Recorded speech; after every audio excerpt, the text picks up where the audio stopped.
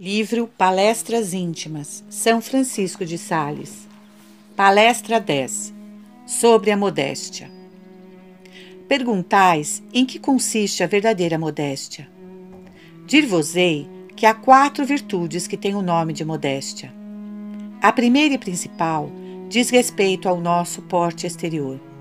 E a esta virtude há 2 vícios contrários, a saber, a dissolução nos gestos e atitudes, quer dizer, a ligeireza. O outro vício, que lhe não é menos oposto, são as maneiras afetadas. A segunda virtude que tem o nome de modéstia é o comedimento interior do nosso entendimento e da nossa vontade. Do mesmo modo que a primeira, esta tem 2 vícios contrários, a curiosidade do entendimento, a multidão dos desejos de ouvir e saber tudo e a inconstância nas nossas empresas, passando de um exercício a outro, sem nos determos em coisa nenhuma. O outro vício é uma certa estupidez e indolência de espírito que não quer mesmo saber nem aprender as coisas necessárias para adquirir a perfeição, defeito não menos perigoso do que o outro. A terceira espécie de modéstia consiste na conversação e nas palavras, isto é, na maneira de falar e conversar com o próximo, evitando as 2 imperfeições opostas, a saber, a rudeza e a tagarelice. A rudeza que nos impede de contribuir para a conversação, e a ligeireza que nos faz falar tanto, a ponto de não deixarmos falar os outros. A quarta é o asseio e a simplicidade nos vestidos, e os 2 vícios contrários são a falta de asseio e o requinte. Dizei-me agora de qual quereis que vos fale. A primeira é extremamente recomendável por muitas razões, sendo a principal a grande sujeição que de nós requer. Não há virtude que exija uma atenção tão grande como esta, e é nessa mesma sujeição que consiste o seu grande valor, pois que tudo o que nos sujeita, por Deus, tem um grande merecimento. Ainda que não goste de usar a palavra merecimento entre nós, mas quero dizer que é sumamente agradável a Deus. A segunda razão é que ela não nos sujeita apenas por algum tempo, mas sempre e em toda parte, tanto quando estamos sós como acompanhados, e em todo o tempo, mesmo quando estamos a dormir.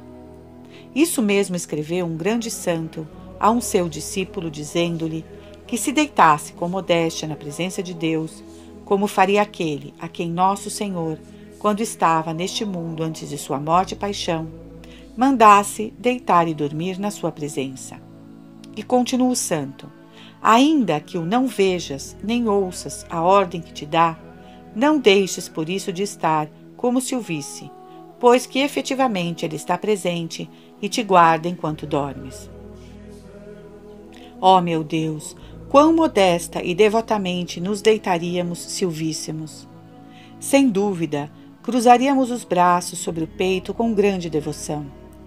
Portanto, a modéstia sujeita-nos sempre e durante toda a vida, porque os anjos e o próprio Deus nos estão sempre presentes, por amor de quem nos conservamos com modéstia.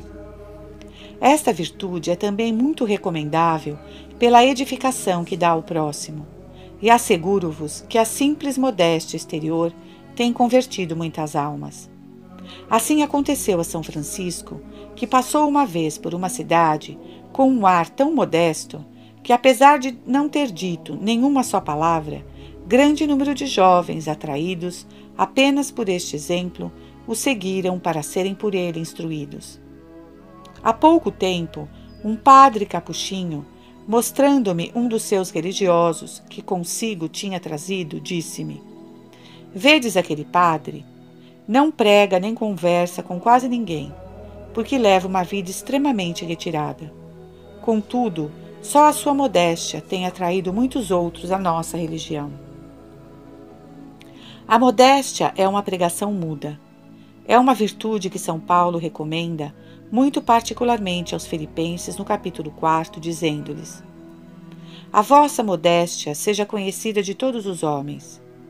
E o que ele diz a seu discípulo São Timóteo, que é necessário que o bispo seja irrepreensível, entende-se que seja adornado, não de vestidos de seda, mas sim de modéstia, a fim de que pelo seu ar modesto a todos dê confiança de tratarem com ele, evitando tanto a rudeza como a ligeireza, para que, dando aos mundanos a liberdade para dele se aproximarem, não julguem estes que ele é mundano como eles. A virtude da modéstia observa 3 coisas a saber: o tempo, o lugar e a pessoa. Pois dizei-me, aquele que não quisesse rir no recreio, senão como se ri fora deste tempo, não seria importuno? Há gestos e maneiras que seriam imodéstia noutra ocasião, e que não o são de modo algum no tempo do recreio.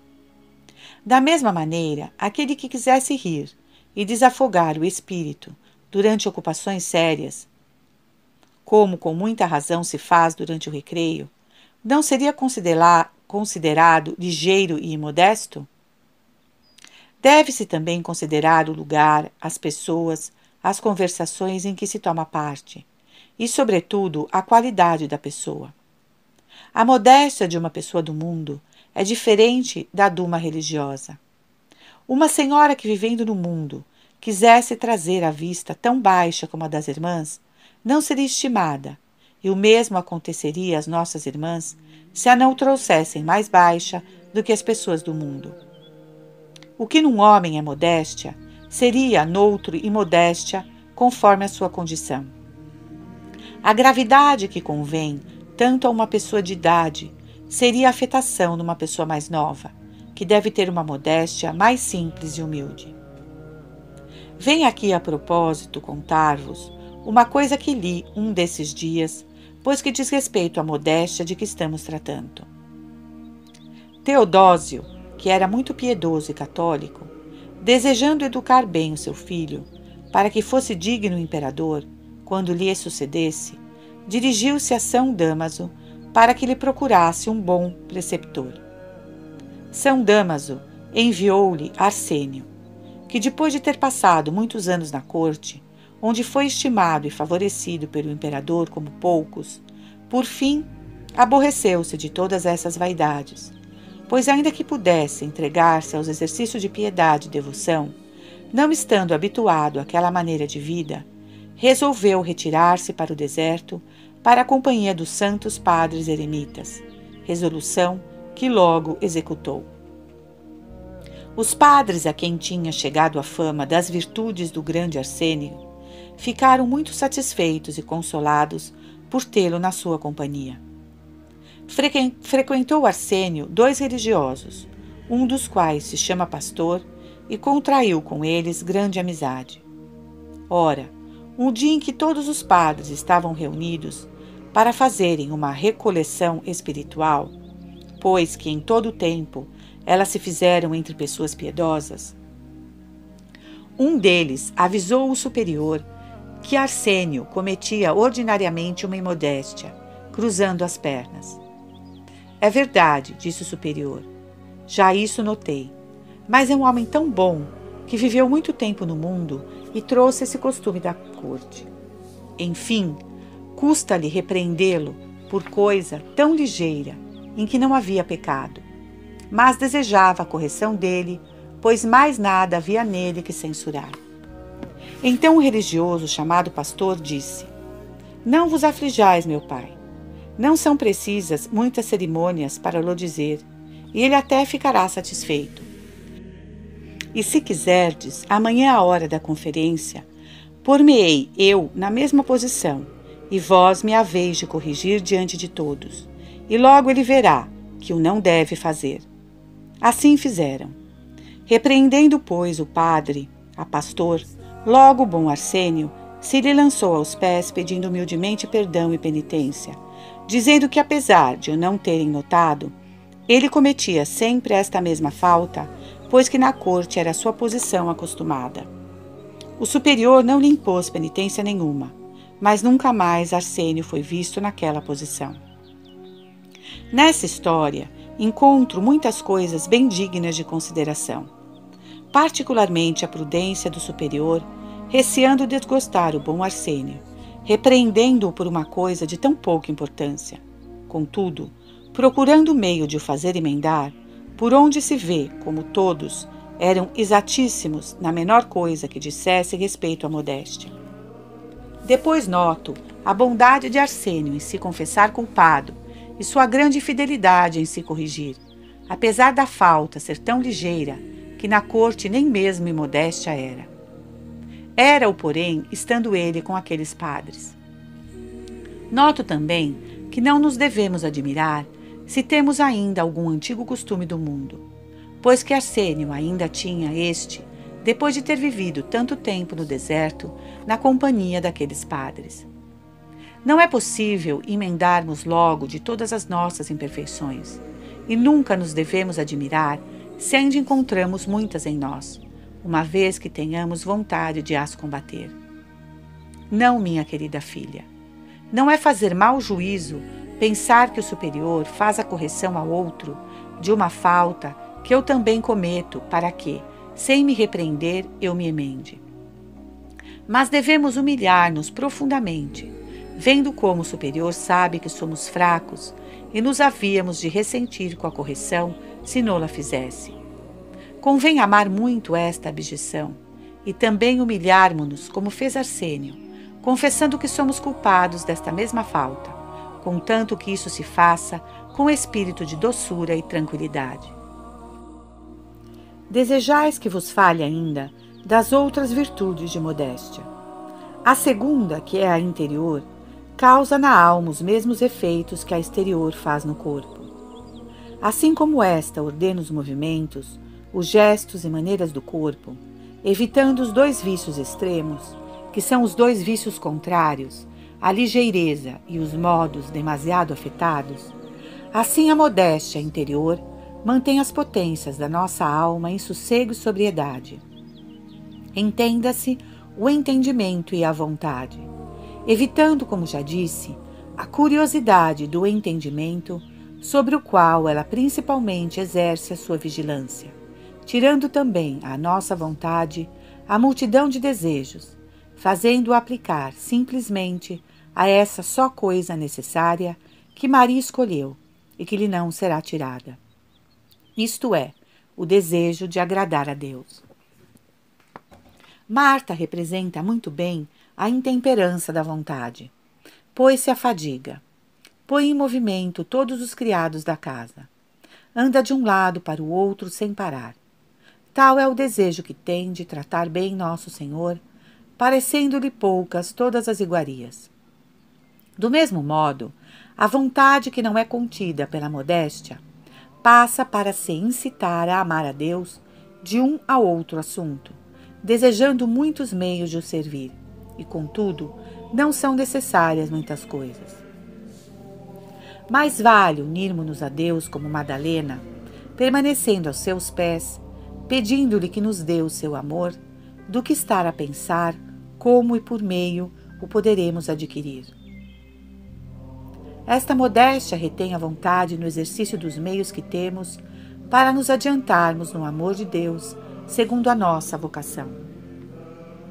Disse eu que esta virtude se aplica principalmente a sujeitar o entendimento.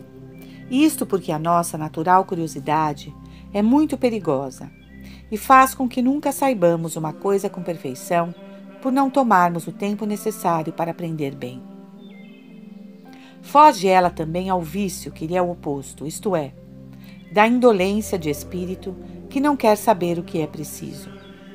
Ora, essa sujeição do entendimento é de grandíssima importância para a nossa perfeição, pois que, quando a vontade principia a afeiçoar-se a uma coisa, se o entendimento lhe vem mostrar a beleza de outra, distrai-a da primeira.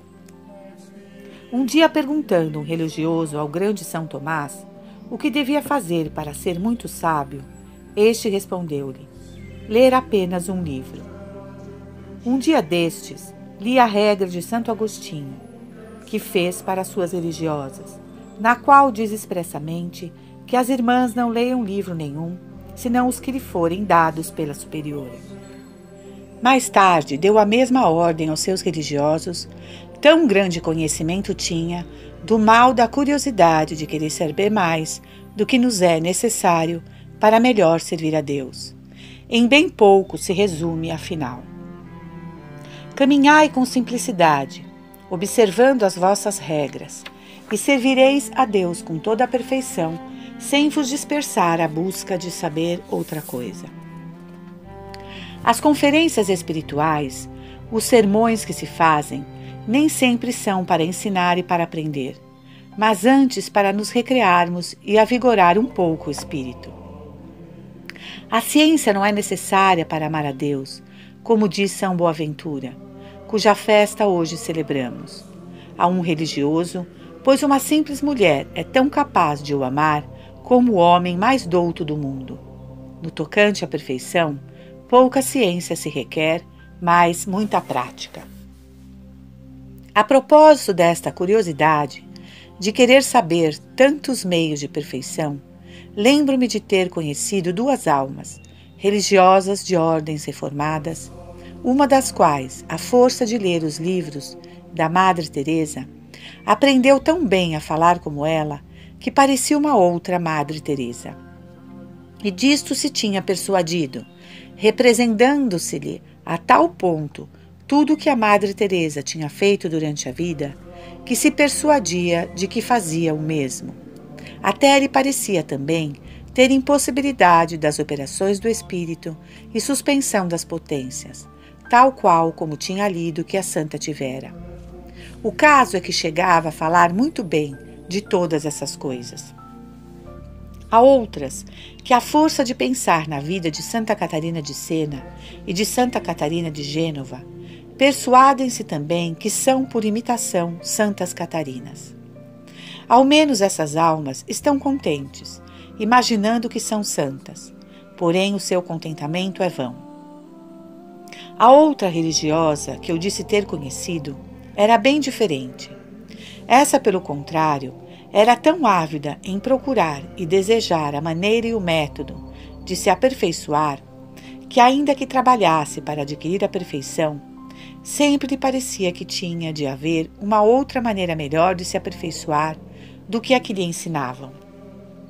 Uma vivia contente com a sua santidade imaginária e não procurava nem desejava mais nada. A outra vivia descontente porque não via a própria perfeição e, portanto, desejava sempre outra coisa. A modéstia interior tem a alma entre estes dois extremos, isto é, fala desejar com moderação o que é necessário e nada mais. É fora de dúvida, minha querida filha, que se deve evitar dizer mais palavras do que as que são necessárias para nos fazermos compreender, sobretudo se isso se faz pelo motivo que dizeis, isto é, para nos desculparmos. Pois que, além da imodéstia das palavras, é também outra espécie de imperfeição não querer ser tida por culpada e imperfeita. Isso é contra a humildade que nos faz amar a nossa abjeção. Devo ainda dizer uma palavra da modéstia exterior de que falamos. Não podeis imaginar como ela ajuda a interior e a adquirir a paz e tranquilidade da alma. Mostra-se isso na oração, pois os santos padres, que dela fizeram grande profissão, todos acharam que a posição mais devota ajudava muito, como estar de joelhos, com as mãos postas ou com os braços em cruz. Isso ajuda imensamente a estarmos recolhidos e concentrados na presença de Deus. Perguntais se é contra a modéstia andar com a cabeça inclinada ou encostada ao ombro, ou ainda pôr os olhos em alvo. Respondo que não há nisso grande mal, se se faz algumas vezes inadvertidamente, contanto que não se afetem essas maneiras como sendo grande sinal de devoção. Os modos afetados devem se evitar, porque tudo que é exagero deve ser detestado, evitando com cuidado querer dizer sanctificetur, quando não vem em seguida nomen tuum, isto é, querer ser devoto e santo só no exterior, pois que me aconteceu uma vez a mim. Não há mal nenhum em vô-lo contar. Quando eu era jovem, estudante nesta cidade, senti um grande fervor e desejo de ser santo e perfeito. E pareceu-me que, para o conseguir, devia também inclinar a cabeça sobre o ombro quando rezava. Por ver fazer isso, o outro estudante, que era realmente um santo. Durante algum tempo, assim fiz, com toda atenção, sem que por isso me tornasse mais santo. Voltemos agora ao nosso assunto. Essa segunda modéstia foi qualificada por muitos uma assídua aplicação de espírito, quer dizer, um cuidado particularíssimo em manter o espírito nos limites de uma santa modéstia, não querendo saber senão o que nos é necessário e cortando pela curiosidade de querer saber qualquer outra coisa. A terceira modéstia diz respeito às palavras e à maneira de conversar. Há palavras que seriam imodéstia em qualquer outro tempo, fora do recreio, durante o qual é justo e razoável expandir o espírito. E quem neste tempo não quisesse falar, nem deixar falar os outros, senão com coisas sublimes e elevadas, cometeria uma imodéstia. Não dissemos já que a modéstia considera o tempo, o lugar e as pessoas? A este respeito, li outro dia que São Pacômio, quando foi para o deserto para ali levar a vida monástica, teve no princípio grandes tentações, aparecendo-lhe muitas vezes o espírito maligno sob aspectos vários. Diz o autor da sua biografia que certo dia, andando ele no bosque a cortar lenha, lhe apareceu um grande batalhão desses espíritos infernais para o assustarem. Colocaram-se em alas como soldados que estão de sentinela. Estavam todos bem armados e gritavam uns para os outros: "Deixem passar o santo." São Pacômio, conhecendo que eram ciladas do espírito maligno, sorriu dizendo: "Escarneceis de mim? Mas hei de sê-lo." Ora, o demônio, vendo que nada conseguia para esse lado sério, pensou que talvez conseguisse alguma coisa por outro, por o santo se ter rido da sua primeira armadilha. Foi, pois, atar uma grande quantidade de cordas muito grossas a uma folha de árvore. Puseram-se muitos demônios a puxar pelas cordas com muita força, gritando e suando, como se aquilo lhes desse muito trabalho. Levantando os olhos e vendo aquela loucura, o santo pensou em Nosso Senhor crucificado na árvore da cruz e benzeu-se.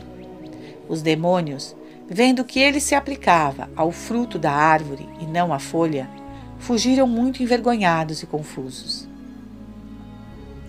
Há tempo para rir e tempo para não rir, como há tempo para falar e tempo para estar calado, como nolo mostrou esse grandioso santo nas suas tentações.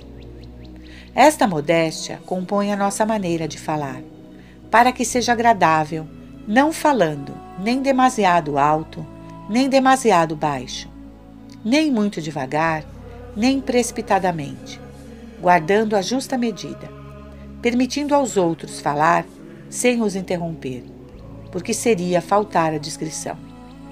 Falar, contudo, quando for a nossa vez, evitando deste modo o outro extremo que nos impede de contribuir para a boa conversação. A quarta virtude a que se dá o nome de modéstia diz respeito ao vestuário e maneira de se vestir. Desta basta dizer que convém evitar a falta de asseio e desalinho, assim como também o extremo oposto, que é a preocupação e atenção exagerada de vestir e parecer bem. Porém, a limpeza foi muito recomendada por São Bernardo, como sendo grande indício da pureza de alma. Encontra-se na vida de Santo Hilarião uma coisa que parece contradizer-nos neste ponto. Falando ele um dia a um fidalgo que o tinha ido visitar, disse-lhe que não havia utilidade em procurar a limpeza nos cilícios, querendo dizer que não se devia procurar a limpeza do nosso corpo, pois não passa de um cadáver pútrido e infecto. Mas isso é mais para admirar neste grande santo do que para imitar. É verdade que não se deve ter demasiada delicadeza, mas também não se deve andar sujo.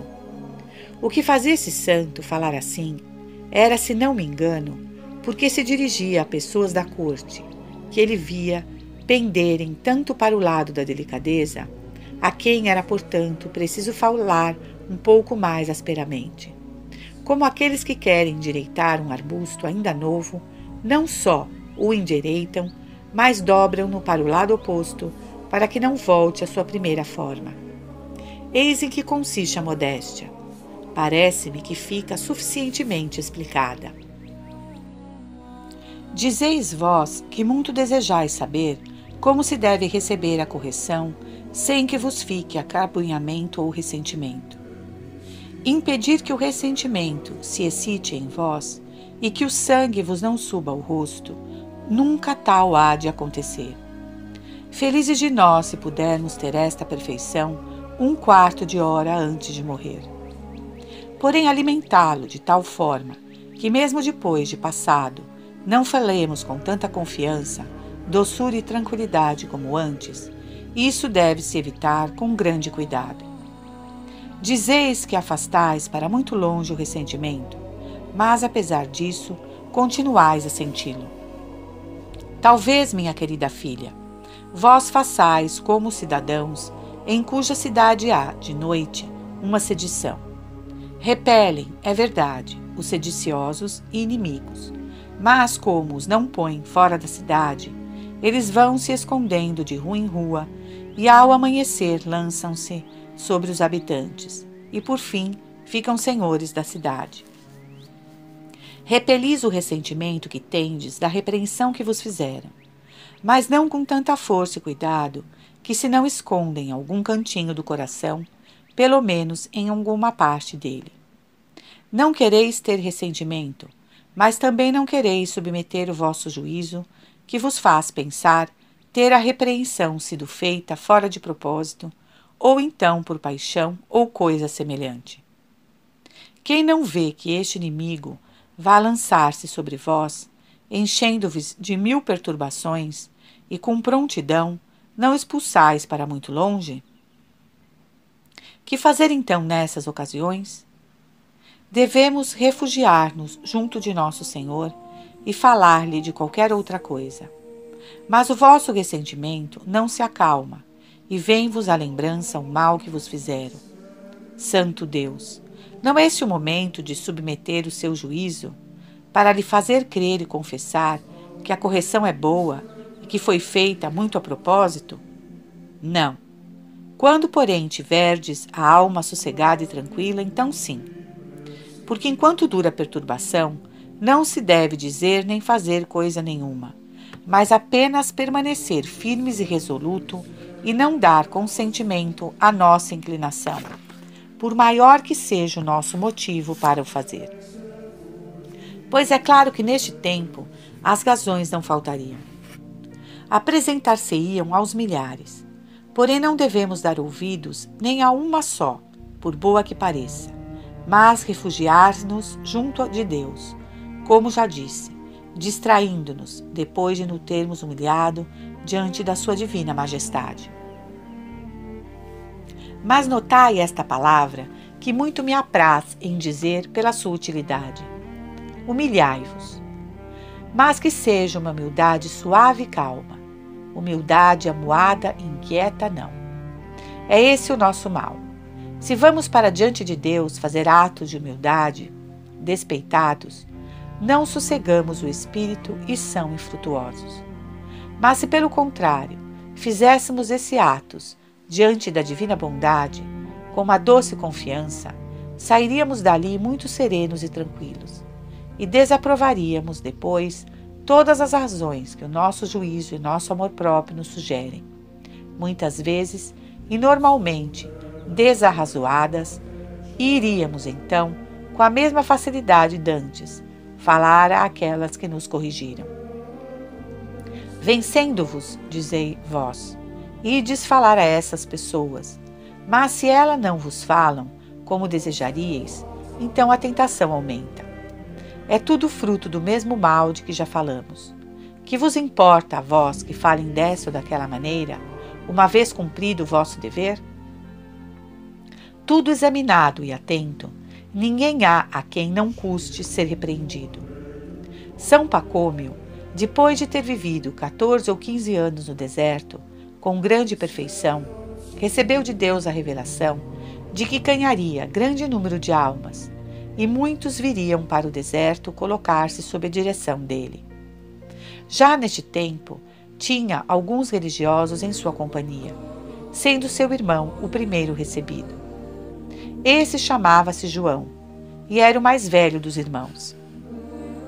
Começou, pois, São Pacômio a mandar aumentar o seu mosteiro e fazer grande quantidade de celas. Seu irmão João, não conhecendo seu intento, ou levado pelo zelo da pobreza, como mais velho que era, deu-lhe certo dia uma grande repreensão, dizendo-lhe se era assim, ao mandar fazer um mosteiro tão grande, que queria imitar Nosso Senhor, que enquanto esteve neste mundo, não tinha tido onde reclinar a cabeça, que era perda de tempo e coisas semelhantes. São Pacômio, apesar da sua santidade, sentiu-se tanto, com tanta repreensão, que se voltou para o outro lado, para que, se não me engano, o rosto lhe não traísse o ressentimento. Foi imediatamente lançar-se de joelhos diante de Deus, pedindo perdão da sua falta e lamentando-se de não ser ainda mortificado, apesar de estar já há tanto tempo no deserto, segundo ele dizia. Fez uma oração tão fervorosa e tão humilde, que obteve a graça de nunca mais se deixar levar da impaciência. Mesmo São Francisco, no último tempo de sua vida, depois de tantos êxtases e uniões amorosas com Deus, depois de ter trabalhado tanto pela sua glória e ter se vencido de tantos modos, aconteceu que um dia que estava a plantar couves na horta, um irmão, vendo que ele as não plantava bem, o repreendeu, e o santo teve, por causa disso, um tal movimento de cólera que lhe apeteceu dizer uma injúria contra o irmão. Abriu a boca para a proferir. Reprimiu-se, porém, e tomando o estrume com que estava a plantar as couves, "Ah, má língua", disse, "ensinar-te-ei, se deves injuriar assim a teu irmão." Imediatamente se pôs de joelhos, pedindo ao irmão que lhe perdoasse. "Ora, dizei-me em face disto, temos nós razão de nos admirar, de sermos inclinados à cólera e nos ressentirmos quando nos repreendem ou contrariam? Aproveitemos o exemplo destes santos, que logo se venceram, recorrendo um à oração e outro pedindo humildemente vênia a seu irmão, sem se deixarem ambos os dois levar do ressentimento, mas sim emendando-se e tirando proveito da sua falta.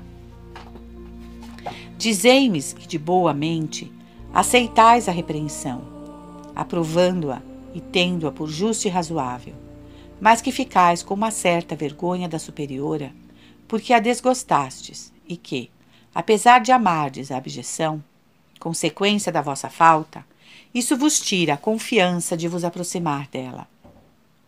Minhas filhas, essas considerações provêm do amor próprio. Ignorais talvez existir em nós um certo mosteiro, cujo superior ele é, e como tal impõe penitências. Esse pesar que nos dá, pela falta cometida, é a penitência por terdes desgostado a superiora, pois quem sabe se daí por diante ela não vos há de estimar tanto como estimaria se não tivesseis caído. Mas já falei suficientemente para as que são repreendidas. Digamos agora uma palavra àquelas que repreendem. Estas, além de uma grande discrição em procurar o tempo oportuno de o fazer, nunca devem admirar-se nem ofender-se com o fato de as outras se ressentirem, a não ser que as repreendidas reajam demasiadamente, pois a repreensão custa muito. E sobre este tema está dito: que mais quereis perguntar? O que deveis fazer para elevar em tudo o vosso espírito para Deus, sem olhar à direita nem à esquerda? Minhas queridas filhas, gosto muito da vossa pergunta, tanto mais que traz consigo a resposta. Deveis fazer o que dizeis, ir de todas as coisas a Deus, sem olhar para um lado nem para outro. Não é, porém, o que perguntais, mas sim o que deveis fazer para fixar de tal modo o Espírito em Deus, que nada o possa desunir nem separar dele. Duas coisas são precisas para isto: morrer e salvar-se, porque depois jamais haverá separação. E o nosso espírito ficará indissoluvelmente preso e unido a seu Deus. Dizeis não ser ainda isso que perguntais, mas sim o que podereis fazer para impedir que a menor mosca, isto é, a menor distração, desvie o vosso Espírito de Deus como vos sucede. Perdão, minhas filhas, a menor mosca de distração não separa o vosso Espírito de Deus, como dizeis, porque só o pecado dele nos pode separar. Ora, a resolução que de manhã fizemos de conservar o Espírito unido a Deus e atento à sua presença, isso faz com que nela permaneçamos sempre, até mesmo enquanto estamos a dormir, por ser em nome de Deus e para cumprir a sua santíssima vontade que o fazemos. Parece-me até que a sua divina bondade nos diz: dormi e descansai, e entretanto eu terei os olhos sobre vós para vos guardar e defender do leão que ruge e que anda sempre à roda de vós, procurando vencer-vos. Vede, pois, se não temos razão para nos deitar com modéstia, como já dissemos.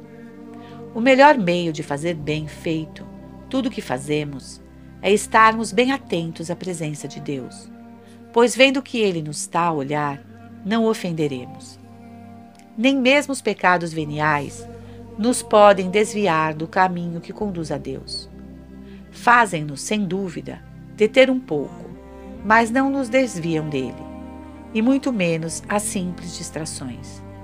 Isto já eu o disse na introdução. Quanto à oração, o termos muitas distrações não nos é menos útil nem menos agradável a Deus. Talvez mesmo nos seja mais proveitoso do que se tivéssemos muitas consolações. Isto porque nos dá mais trabalho, uma vez que sejamos fiéis em as afastar e não deixemos demorar nelas o nosso espírito voluntariamente.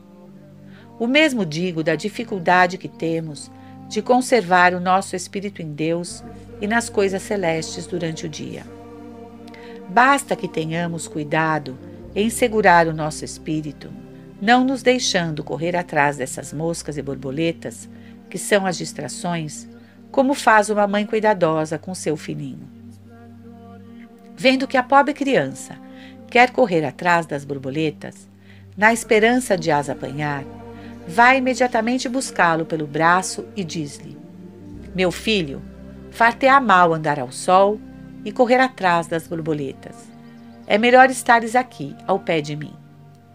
A pobre criança obedece até ver outra borboleta, após da qual iria logo, se a mãe a não retivesse como da primeira vez.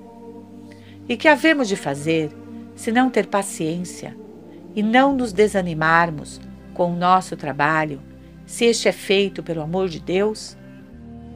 Mas, se não me engano, quando dizemos que não podemos encontrar a Deus e que Ele está muito longe de nós, queremos dizer que não podemos ter o sentimento da sua presença. Ora, há diferença entre ter a presença de Deus e estar na sua presença, ou antes ter o sentimento da sua presença. Não é isto o que quereis dizer? Sem dúvida. Ó, minha filha, só Deus nos pode fazer esta graça, porque por nós não podemos adquirir tal sentimento.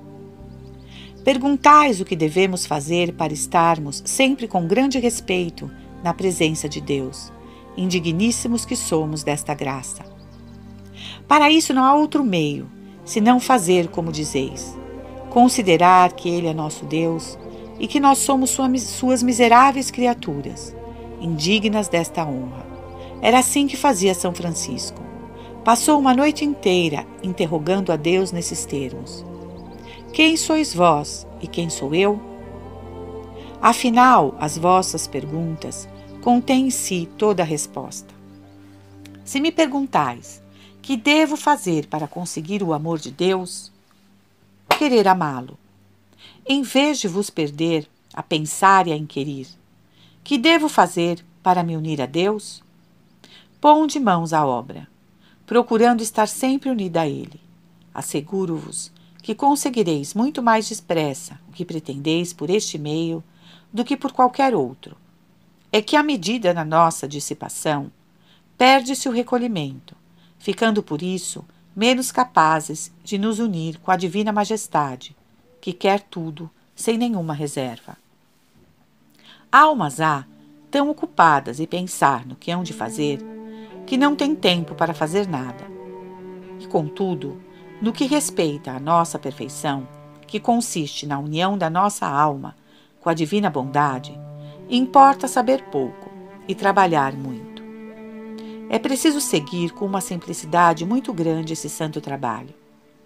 Os que andam continuamente a perguntar o caminho mais curto para chegar à cidade a qual se dirigem, arriscam-se a chegarem lá mais tarde do que os outros, que, tendo enfiado pela estrada real, dela se não desviam.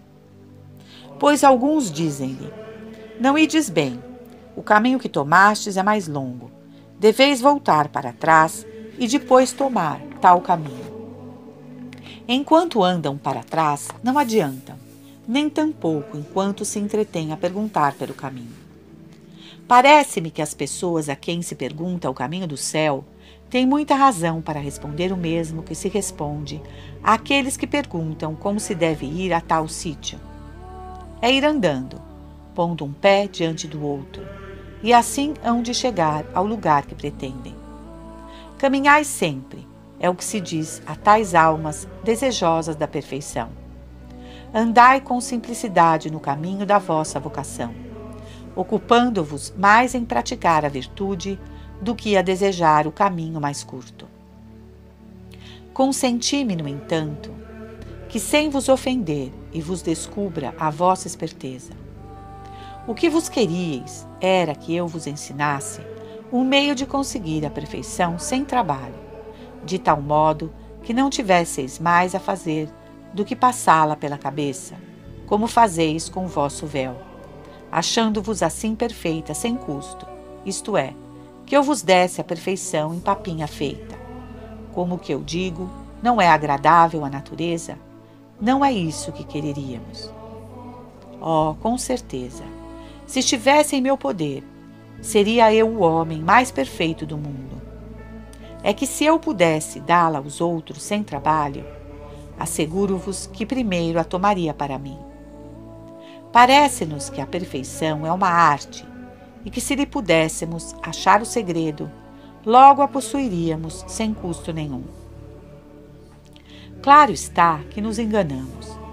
Não há segredo maior do que o de fazer boas obras e trabalhar com fidelidade no exercício do divino amor, se pretendemos unir-nos ao amado das nossas almas.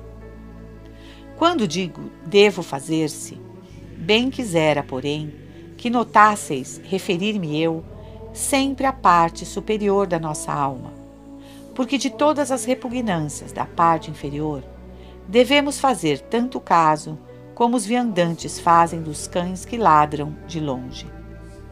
Aqueles que num banquete provam todas as iguarias e comem um pouco de cada uma, prejudicam muito o estômago, pois apanham uma tal indigestão que não os deixa dormir de noite, passando-a a expectorar.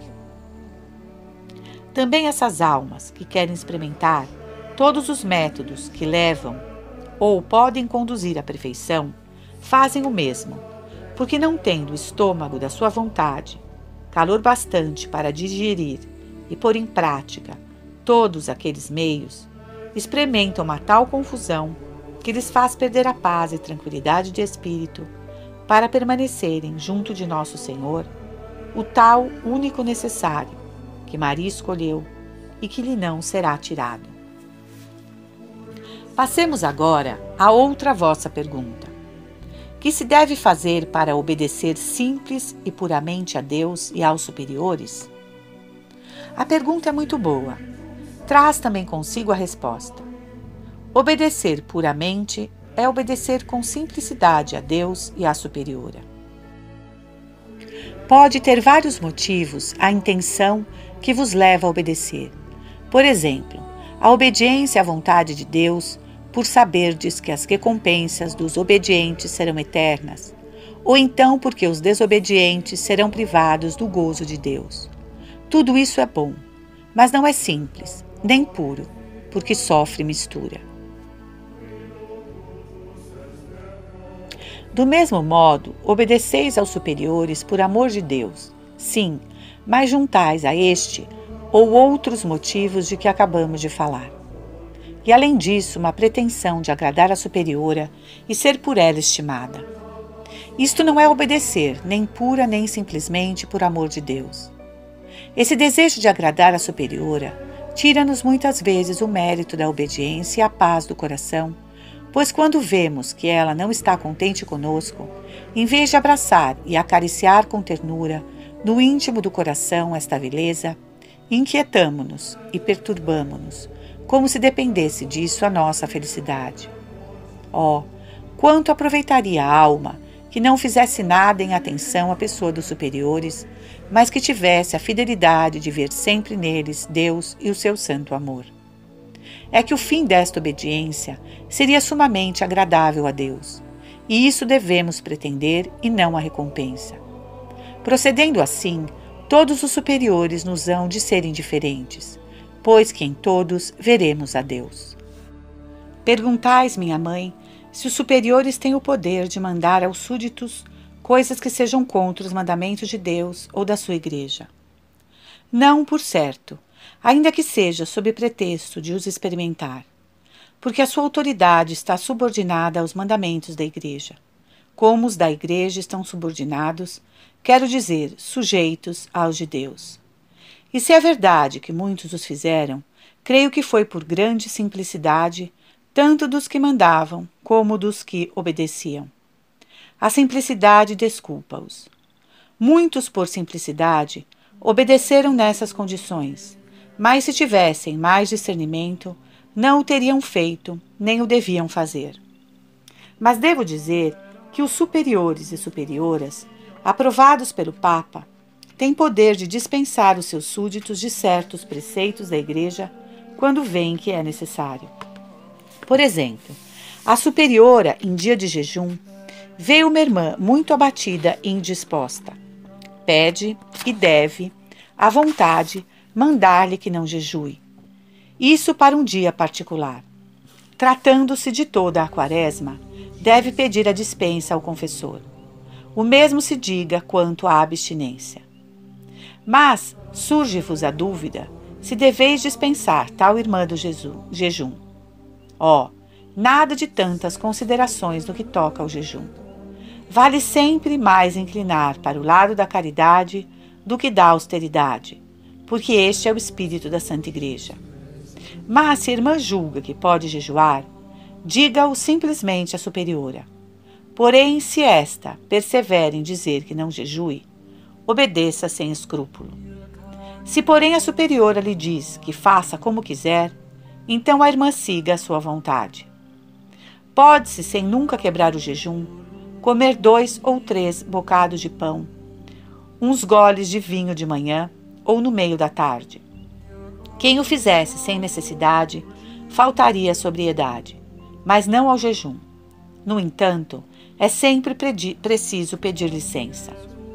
Se um dia de jejum não vos sentis bem e andais com cara triste, ainda que não queirais, nem preciseis tomar nada, aconselho-vos, minha querida filha, que em vez de um pouco de pão e 2 goles de vinho, tomeis 2 goles de ânimo e vigor, para que com a vossa cara doente não fiquem as outras também doentes pela apreensão que tem o vosso mal. Dir-vos-ei mais, mostrando-vos assim como a Santa Igreja não é tão austera nos seus preceitos, uma irmã está doente num dia santo, não simplesmente sessões, mas acesso, vem-lhe durante o tempo da missa, Parece que poderá muito bem ficar sozinha naquela meia hora. Pois digo-vos que podeis perder a missa para ficar com ela, mesmo que não fizesse mal nenhum a doente ficar sozinha.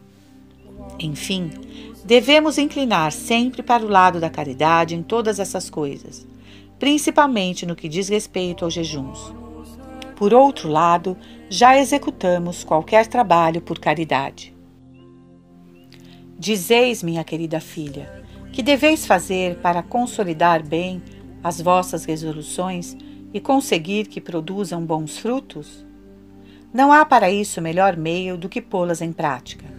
Mas confessais que sois sempre tão fracas, que apesar de tomardes muitas vezes fortes resoluções de não cair na imperfeição de que desejais emendar-vos, logo que a ocasião se apresenta, dais com o nariz no chão.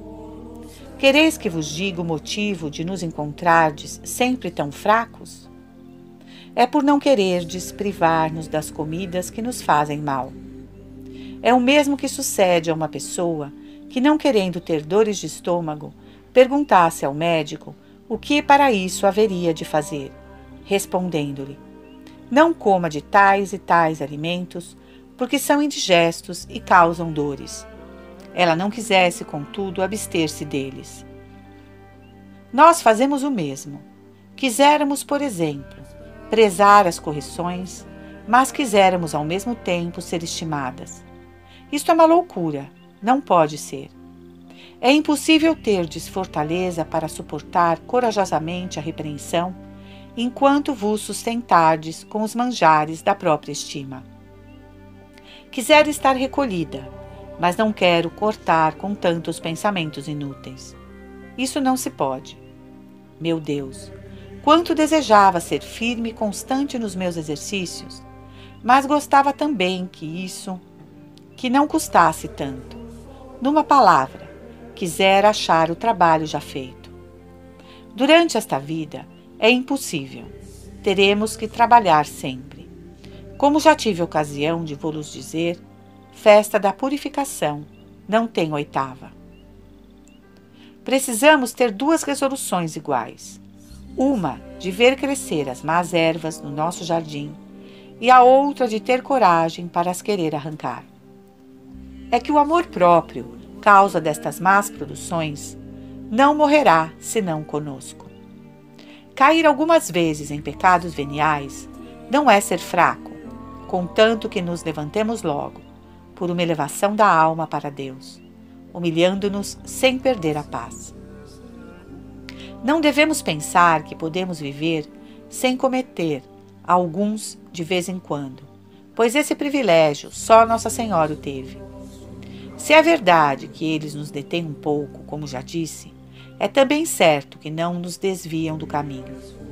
Uma simples elevação para Deus os apaga. E o que se diz para a bênção do bispo e a água benta os apagam, não é em virtude da bênção, mas sim em virtude do ato de humildade que se faz recebendo-a e em virtude da elevação que fazemos do nosso espírito para Deus. Permitai-se, ao tomar água benta, é preciso fazer sempre certas considerações que os livros ensinam. Não penseis que tudo o que lhes ensinam deva ser praticado pelas pessoas que já adquiriram o hábito de elevar continuamente o espírito à majestade divina por uma certa afeição contemplativa, pois que tudo isso prejudicaria a simplicidade. Quem não vê que aqueles que quisessem fazer uma consideração sobre a água benta ao tomá-la, e depois outra ao fazer a reverência ao crucifixo, depois mais outra sobre a presença do Santíssimo Sacramento, sobre o sinal da cruz e coisas semelhantes. Ou então, quem quisesse considerar a vida, morte e paixão de Nosso Senhor, particularizando todos os pontos do princípio ao fim, não é evidente, digo, que não teria tempo durante uma missa de ter um bom afeto ou tomar uma resolução, que é o mais útil? Por certo, a intenção de ir à igreja para adorar a Deus compreende eminentemente todas essas considerações particulares, e permanecer nesse afeto ou em outro, qualquer, se ele vos vier durante a missa, é sem dúvida uma maneira muito boa de a ouvir. Enfim, a multiplicidade das práticas dissipa-nos o coração e o espírito, impede-o e desvia-o dessa simplicidade amorosa que torna nossas almas tão agradáveis a Deus. Tudo isso é bom para quem não sabe fazer outra coisa melhor e ajuda a ter o espírito recolhido. Desejais saber ainda se deveis sempre tomar boas resoluções, mesmo pensando que de ordinário as não cumpris. Sim, de certo, nunca devemos deixar de as fazer, nem mesmo se víssemos que é impossível pô-las em prática, quando a ocasião se apresentar. Antes devemos fazê-las com mais firmeza do que se nós sentíssemos grande coragem para as cumprir, dizendo a nosso Senhor: é verdade que de mim mesma não terei força para fazer ou suportar tal coisa, mas com isso me glorio, pois que será a vossa força que o fará em mim. E com este apoio, ide à batalha com coragem, e não duvideis que alcançareis a vitória. Nosso Senhor faz conosco o que um bom pai ou uma boa mãe faz com seu filho. Deixa-o andar sozinho enquanto ele anda sobre a relva, pois se ali cair, não se magoará. Mas nos caminhos maus e perigosos, trá-lo ao colo com todo cuidado. Vimos muitas vezes almas suportarem com coragem grandes assaltos sem serem vencidas pelos seus inimigos, e que depois se deixam vencer em coisas muito pequenas. É porque assim, senão porque nosso Senhor, vendo que não se faria um grande mal se caíssem, as deixou andar sós, o que não fez quando estavam no precipício das grandes tentações, de onde as tirou pela sua mão onipotente. Santa Paula, tão generosa em desprender-se do mundo, abandonando a cidade de Roma e tantas comodidades, não se deixando abalar pelo afeto maternal que tinha aos filhos, tão resoluto tinha o coração de deixar tudo por Deus. Depois de ter feito todos esses grandes desprendimentos, deixou-se vencer pela tentação do seu próprio juízo, que a fazia imaginar que se não devia submeter ao conselho de muitas pessoas santas que queriam que ela diminuísse um pouco as suas austeridades ordinárias. Nisso, confessa São Jerônimo, era repreensível. Será fácil, minha querida filha, responder à vossa pergunta, que é se deveis abraçar e seguir a simplicidade ou a caridade, quer dizer, a prática de uma ou de outra, quando se encontram em colisão. É a caridade a principal virtude a que todas as demais estão e devem estar sujeitas. Mas no caso que me apresentais, é melhor fazer, ou para melhor dizer, praticar a simplicidade, pois não é falta de caridade fazer levantar uma irmã para vos deixar passar para um outro lugar que a outra vos ofereça. Digo até que, ainda mesmo que ela se incomodasse um pouco levantando-se, ou ficasse apertada no banco, é melhor irdes com simplicidade para o lugar que se vos apresenta, ficando satisfeita com a irmã que se levanta, faça essa prática por vossa causa. Perguntais ainda o que deveis fazer quando uma irmã vos pede para fazerdes alguma coisa da sua obrigação, o que não poderíeis fazer sem faltar à vossa. Por exemplo, não podendo ter a ceia pronta à hora marcada, se fazeis o que ela vos pede, quem não vê que a condescendência seria com prejuízo da obediência e da caridade? Isso nunca se deve fazer, seja qual for o pretexto. Deveríeis dizer com toda a cordialidade a essa irmã: se podeis esperar que eu faça o que eu tenho a fazer da minha obrigação, falo-ei, mas agora não posso. Se, porém, o que teríeis a fazer não fosse depressa, deveríeis logo largá-lo para praticar a caridade e ser condescendentes. Notemos, por conclusão, que tudo quanto temos dito sobre este assunto da modéstia são coisas bastante delicadas para a perfeição, e, portanto, peço-vos que nenhuma de vós, que tendo-as ouvido, não se admire se ainda a não atingiu, pois que, pela graça de Deus, tendes todas bom ânimo para aspirar a esta perfeição. Assim seja.